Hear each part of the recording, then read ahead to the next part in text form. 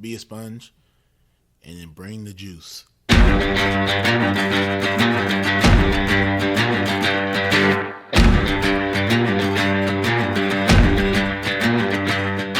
By focusing on your improvement, by focusing on your progress, and eliminating any fixed mindset that you may have and acts of perfectionism, then you encourage your own mastery. On some level, we do what we want to do 24 hours a day. Now, sometimes it may not seem like that, but if I'm choosing to work instead of sleep, what I'm actually saying is keeping my job is more important than sleeping. I'm tired of this. I'm tired of getting beat. What can I do to get over this hump? So mentally, that's when I kind of put that forefront, like, hey, it's either all or nothing. I like to put failure in quotations because I don't believe that failure is true failure if you're looking at it with the right mindset. The truth is, the journey to greatness is hard. It takes time, it takes effort, it takes focus, and every day you have to decide what you value, what you want to pursue, and what you want to achieve. And if you dig deep enough, if you push hard enough, we all have what it takes to be great. Welcome to the Edge of Greatness.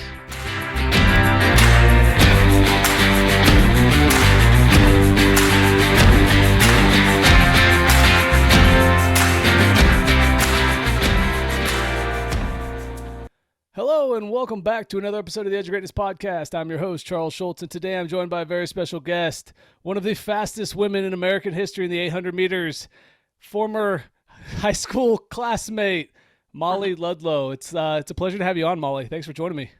Yeah, absolutely. I'm happy to be here and talk about my long, it feels like so long ago, but excited to talk about it. Absolutely. So before we get into the track and field world and some of the things you learned, obviously you just recently welcomed a baby number 3 with Banks. And I'm curious, what's more challenging, preparing for an Olympic qualifier or being a mom of 3? Oh man, I think probably very differently challenging. I think patience wise, like challenging myself in that respect with the kids is more challenging, but physically and mentally, the challenge of training for the Olympics was definitely the hardest thing I've ever done. That's awesome. So you started your career at Indiana as a soccer athlete, and that was the big thing that you did in high school as well. I'm curious though, because when you were a freshman, you ran track, but then you stepped away. What was the main reason for you to step away from track initially and to focus on soccer? I think, so I was really successful in track my freshman year, but my first love prior to that was always soccer, and I had dreamed of going to college and playing collegiately. And, I think at that point in my freshman year mind, soccer just was more exciting and more fun for me. I felt, and probably as a freshman in high school, the amount of pressure that I was given was not a lot, but I felt like it was a lot. And I think a lot of that was me kind of like running away from that a little bit. And I felt the gravity of the pressure that I was probably putting on myself more than anything. And I was like, this is not fun. I just want to do something fun, and soccer's fun for me. And, I was relatively, having success in soccer as well. So my parents were like, well, you can do whatever you want. So people around me were like, what are you doing? You should not be doing that. But, I was gung ho about playing collegiate soccer and kind of continuing on that path. So you mentioned a little bit about the differences between soccer was fun and track felt the pressure. Outside of that, what were some of the other differences that you noticed as an athlete, being a soccer athlete and then a track athlete, when it came to how you prepared, how it felt on the field or on the track, and some of those things? Yeah. Track obviously is individual sport, so it's a much different preparation. Back in high school, it was hard for me to remember exactly how much I gave myself to the sport, whether, physically giving it to my sport, or was I just relying on the fitness that I had created in soccer and my natural fitness at that point. I do remember doing workouts with Beatty, and I've recently reconnected with her about just some of the stuff that we used to do, and it was kind of fun to relive that a little bit. But soccer was so much more of like a technical sport where I was spending hours and hours and hours practicing those skills, whereas track was more of let it all hang out on Saturdays, and push myself to that red line limit where I was virtually getting sick after every race because I'm so exhausted, from pushing myself like that. So two very different ways to approach a sport. And the thing that I think that I couldn't get through in high school was that pre-race anxiety that I felt, and that kind of was what pushed me away from the sport a little bit. And I ran away from that, also came right back to it when I started running again, and I hadn't fixed the problem. I had kind of just put a band-aid on it, and so I was able to later figure out the mental piece of track, which was definitely harder for me than the physical piece of it. You mentioned track being an individual sport, but you hold an American record with 3 other women in a team relay. Mm-hmm. Is there something about the team event that drew you to it, or was that just something that they randomly select? Talk to me a little bit about that experience, because I think that's an impressive thing in its own right. 1, to have an American record, but 2, it's kind of bringing you back to that team environment because now people are relying on you. It's no longer just an individual event. Right. Yeah, that was definitely the American record in the 4x8 was at the World Relays in 2015. And it was the most exciting race that I've ever run in. And I think because it was a team event was why it was so exciting.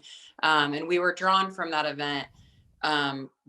Basically, they took the 6 or 7 fastest 800 runners in the US and kind of put us in a pool of people, and based off of our schedules and, who was available at that time, they took the 4 of us there. So, it was obviously very exciting to run next to, two of the 4 people being 2 of the fastest women to ever run the 800 at that time. And I was not one of them at the time. And so I got to, be in the same relay. So I felt that obligation to kind of uphold and run the fastest race I could and try to mimic their races. And I was, felt great that day, and we had a lot of fun. And it kind of brought me back to that 4x4 in high school, where it was like that more exciting feeling versus that that dread of prior to the 800 and how much pain you're going to be in. That kind of went out the window, and it was more about exciting and let's win this thing. And then the American record was just like icing on the cake. So yeah, no, it's a special moment, obviously, and it's something you'll be able to hold on to forever. But what I'm really curious about is, what is your mental approach to running the 800? Because in my mind, the 800 is probably the most awful event on the planet, and there's probably not much that's worse. And so I want to know what goes through your mind when you're stepping to the blocks and you're getting ready to take off, and how do you approach your race?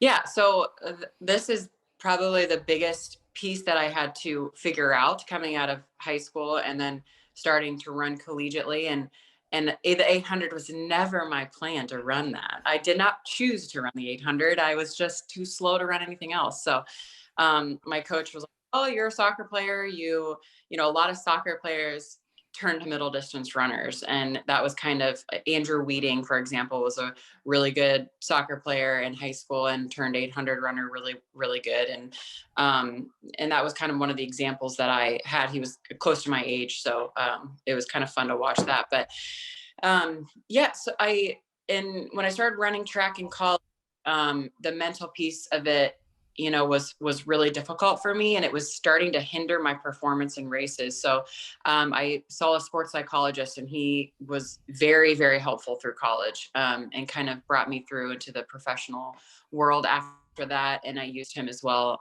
here in Indianapolis. But he explained it kind of as this optimum anxiety going into a race.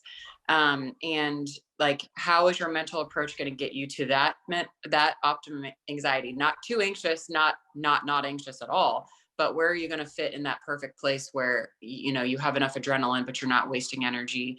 And so for me, the 800 being, the most miserable race on the track, and knowing how painful that was, there were things that I could control in the race, and there's things I couldn't control. And that was kind of the game changer there was, let me put down on a piece of paper, what can I control here?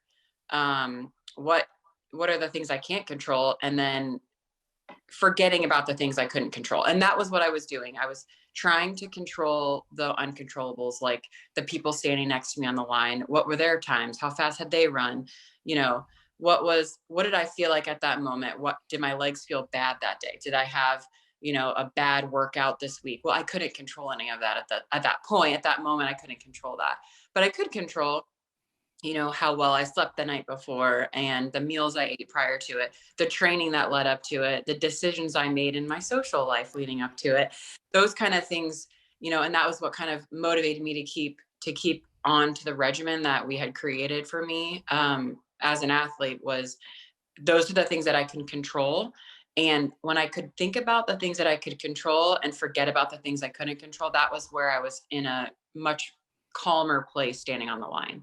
And so when I got to the Olympic trials, both times, 2012 and 16, I really could sit there and say, I have absolutely nothing to lose here. I have done everything that I could possibly do to be successful. And if it's not enough, it's not enough. So How much of that you learned during your track career do you apply today post track? so much of it, which is, it's awesome that, you know, whether or not I would have made an Olympic team or, you know, unfortunately not make an Olympic team, I think it's probably taught me the same thing. And, you know, just battling through adversities, and first of them being the 5 knee surgeries that I went through prior to switching sports to track. That in itself was a mental battle. So that was, you know, easily one of the hardest things that I had to get through. And then, you know, kind of placing that to the side. And then, you know, track is one of those sports that you virtually never win. I mean, you always feel like a loser. And so getting through those and finding those little successes along the way, you know, teach you so much about life, and the things that I get to teach my kids about losing and what you learn from losing. And, you know, even though you've lost, what have you learned from this, and how can you be better from it? So you mentioned the knee surgeries is the reason that you stepped away from soccer. What was that like, being only a sophomore in college, and then that your first love being taken away, not by choice necessarily, but by necessity? How did you handle that moment? Yeah, that was really hard. I wasn't really prepared for it. I had my 5th knee surgery, I think the fall of my sophomore year of college. And I remember coming back to the field and going in for tackles, going up for headers, and you know, even just running on the grass and just feeling like this is not right. Like, it doesn't feel good. I'm nervous about getting into a hard tackle with these really, really strong Big Ten athletes. And I had a conversation with my doctor, and he's like, listen, if you're going to have that mentality that you're constantly like in defense mode, you're going to get hurt again. I mean, that's how people get hurt again, is that they're not confident going onto the field. And so, you know, I had already gotten arthritis in my knees from the amount of damage I had done. And I was, you know, what was it, 19 years old, 20 years old. So it was like kind of a no-brainer. If I wanted to be able to run around with my children one day or continue working out the rest of my life and having an active lifestyle, then I needed to do something else. I needed to quit soccer. So, you know, I knew it was best for my health, but it was all I ever knew. And, you know, obviously the conversation, I actually had a conversation with the coach at Indiana my freshman year of college. Do you want to run track and play soccer? And the answer was no. I wanted to focus on soccer.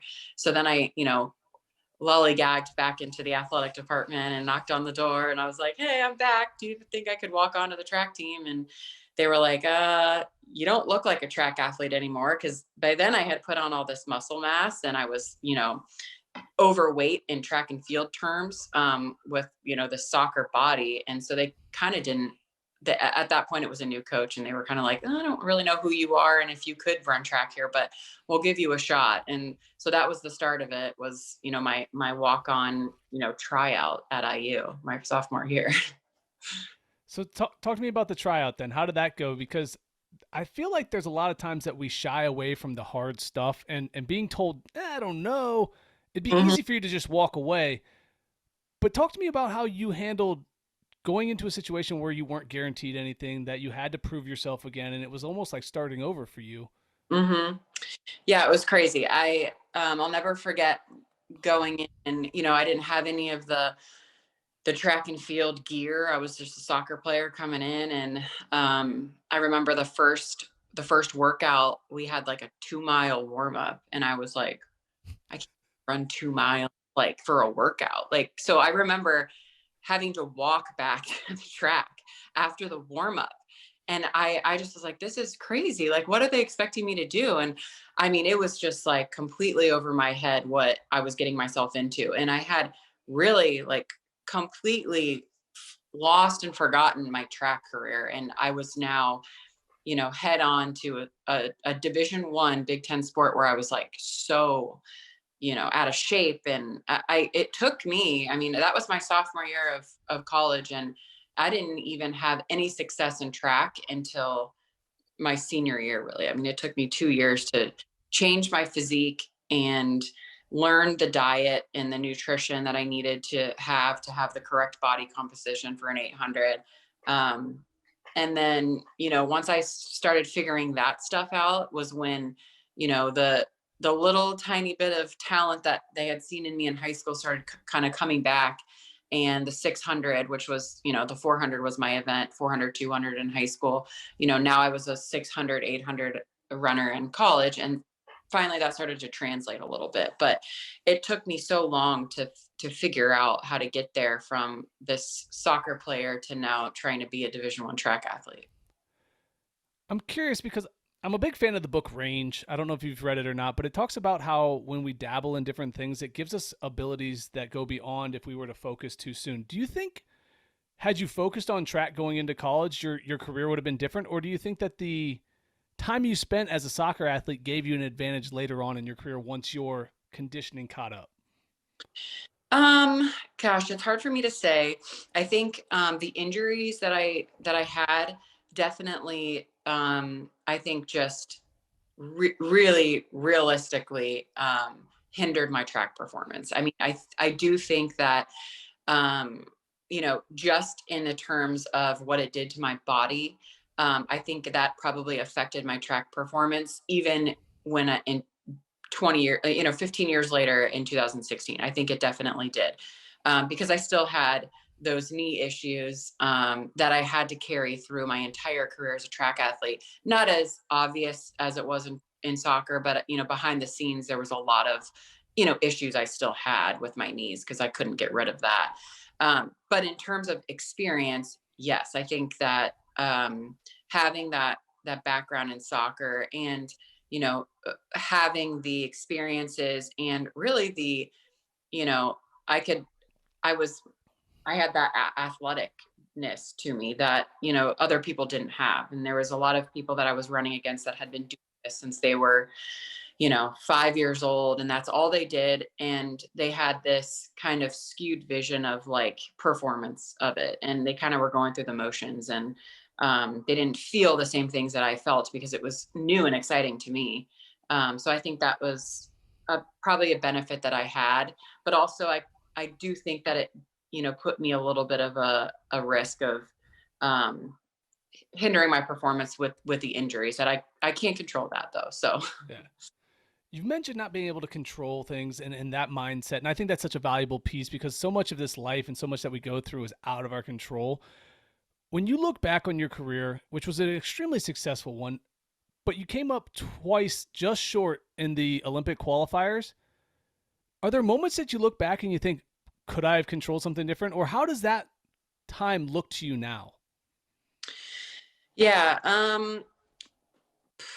No, I really do look back. 2012 was a little bit different. It was the first year that I had gotten everything figured out in terms of what I could do to better myself as an athlete. I had graduated in 2010. I had 1 year of professional running in 2011 where I was able to watch all the really, really fast professional USA runners and kind of see like, what are they doing? What's the difference between you and me? And what does your training look like in comparison to mine? And yeah, you're not supposed to compare yourself to other people, but it's inevitable. I'm reaching out, like, who do you use as your nutritionist, and what are the pieces that I can put together?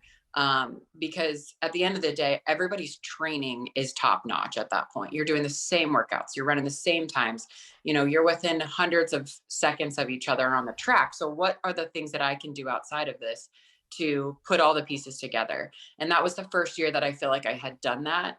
And so my final race at the Olympic trials was kind of shocking to me that I was able to get there and get that close to making an Olympic team, when the year before I had just barely made the final. And I think I got 7th or 8th. I can't remember.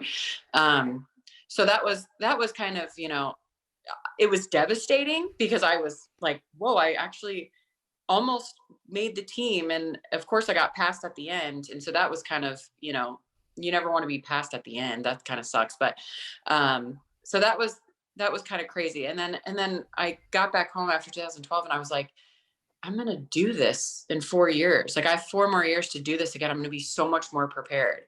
And to be honest with you, like, so many things had happened between 2012 and 2016 where, I did feel more prepared, definitely more mentally prepared. Physically, the same, was doing things the exact same. I had the same coach. We prepared the same way. I peaked at the right time. And I really do remember standing on the line at the final, looking up in the sky and being like, I don't even feel stressed anymore, because I can't do anything else that I've, nothing more that I could have done to prepare for this race. And, unfortunately there was some crappy things that happened in the race that I couldn't control either. So, at the end of the day, it was an awesome experience, and I had so many positive things come from that. So talk to me about the piece that you felt when you looked up on the line in 2016 and you were like, I'm as ready and focused and prepared as I can possibly be. Because I think a lot of people need to know what that feels like, because when we're searching to do something great, when we're trying to pursue something at a high level, there's always going to be these little doubts, and to have that clarity to know, look, I'm ready, let's go. It's such a special feeling. And I want to take back to that moment and what that was like for you right then. Yeah. So many things to lead up to that race. Obviously there's 2 rounds prior to that to get to that point.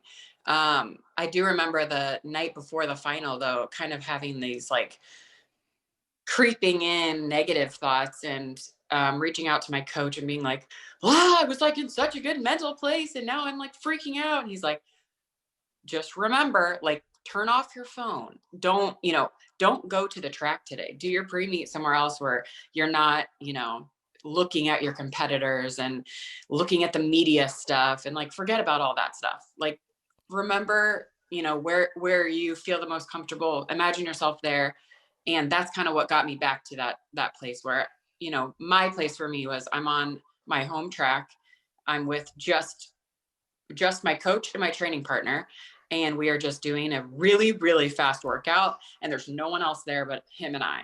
And that was always what I imagined when I was doing my pre-meet. And during warm up, there was no fans, there was no competitors. It was me and my training partner. And he was pacing me through my workout, and I was doing a really fast workout that day. And, that's kind of what brought me the anxiety down. But I do remember that moment at the starting line, and I didn't think I was going to have it. But instead of that feeling of like, oh my gosh, I remember just being like, thank God that we're here, and I don't have to go through these pre-race anxiety, mental stuff like that. We're here, and I can relax because this is my time. So following that trial, I believe you went had 1 or 2 more races, but that was also around the time that you set your best time ever. So when you ran following the trials and you were leading into the fact that you were about to end your career in track, but then you set the best time you'd ever run, how hard was it for you to then be like, you know what, I am done, I'm ready to walk away? Yeah. So after the trials, I almost just walked off the track and was like, I'm done with this. And my coach was like, listen, you are in the best shape of your life. And, you can go out there and run.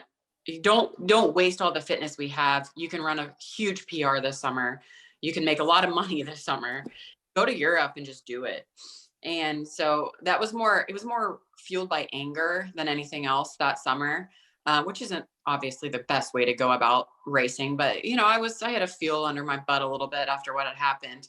And then when I went to Monaco is when I ran my fastest race ever. And that was way faster, a second PR than I had ever run before. So, you know, it was kind of proof to me that I could have been on the Olympic team and done just fine at the Olympics. And so that is kind of what I needed. But I did actually decide to keep running after 2016, but I didn't really tell anybody. I kind of just, you know, I thought maybe I'll do one more year. And my agent was like, I think, you know, Saucony's going to sign you one more year and you'll go to the World Championships next year and you're going to kill it and this and that. And then, you know, the fall hit where it was my off season, and I was still doing my training. I was trying to escape from the sport just a little bit because I was mentally exhausted.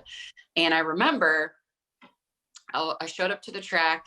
It was like one of my first outdoor track workouts, and it was pouring down rain, and it was just me and my coach, and I was warming up and I was like striding, and he looked at me and he goes, "Get out of here." And that was the moment he could tell that I was like, one foot was out the door. And I was kind of on the fence still about, can I do this? Can I keep doing this? You know, I have plans to start a family, and that was the biggest thing for me.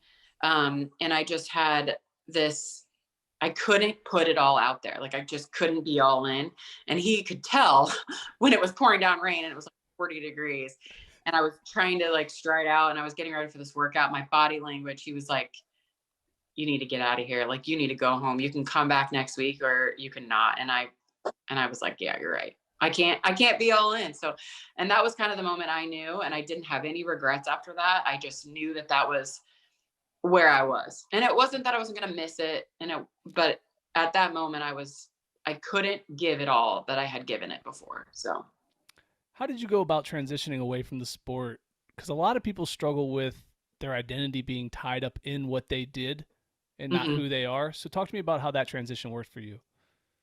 Yeah, it was definitely like the first 6 months, I think, was really hard after I had decided like right then and there that I was going to retire. You know, we had plans to start a family, and I was really excited about that, but it didn't happen right away. And we had a little bit of a fertility struggle. And so that was hard in itself, just kind of dealing with that and planning on that being like kind of my move forward with my life and stuff. And then that not happening. And, you know, and it's kind of crazy because you exit track and field, and it's not like you've gone to school and it's prepared you for a real life job. Right. You know, a lot of times like people can transition into coaching or personal fitness, personal trainer. And I just didn't really have like the feeling of need to really want to do that at that point in my life. So I did feel really lost for a little bit of time. And then I applied for nursing school and ended up going to nursing school, which back fast forward in college, that was my first major that I had. But because of the travel and the schedule that soccer had, I wasn't able to do the clinical. So I ended up not having that as my major. So it was nice to go back to that, knowing that was kind of what I wanted to do after my career. And so I ended up going to nursing school. And, you know, after I had a plan, when I was like planless, that was when it was really difficult for me. But once I got that plan in place, and you know, the fertility journey was figured out, the transition was super easy for me. And I kind of found my niche of passion in something else. So that was really nice. Yeah, I can relate to a lot of that journey when my career ended and not knowing where to go and doing some of those things that, who am I if I'm not this? And finding that new passion definitely helps, and finding that direction. As we wind down here, I don't want to take too much time away from the new baby, but what's a lesson that you learned during your career that you are excited to pass on to your kids as they go through their journey? Let's see. I think more than anything, just the handling adversity. Like, I feel like this day and age, and I mean, I've noticed this just from being a parent, there's a little bit of, this sounds a little bit insensitive, but a little bit of softness in the children. And I just think that the way that I dealt with losing or, failing, I guess I should say, in life, whether or not other people thought it was a fail or not, in my eyes, it was, but, I didn't get any sympathy for that. I just kept going, right? You just get up and keep going. And so that is something that I'm really looking forward to teaching them and keeping them, strong individuals and working hard and kind of falling down and getting back up again, I guess. No, I would agree with that. I think that there's a lot of lessons that can be learned from the losses that we have. The losses are the way we learn and go forward. The way we go forward is through those tough moments. And I would agree. I think that there's a lot of kids who don't handle those moments the best. And so leaving that as a legacy is not a bad way to go. As we finish up, I'm curious, have you removed all number 4s from your home? My 4th place. Well, my husband, he is always like, oh, they got 4th place. That's like you. He literally, it's like a laughing stock in my house about 4th place. And I have gotten 4th place. That, yes, it is still funny. For a while, my husband would say it. I'd be like, it's too soon. It's too soon. Too soon. But yes, I need to. Number 4 is not my favorite.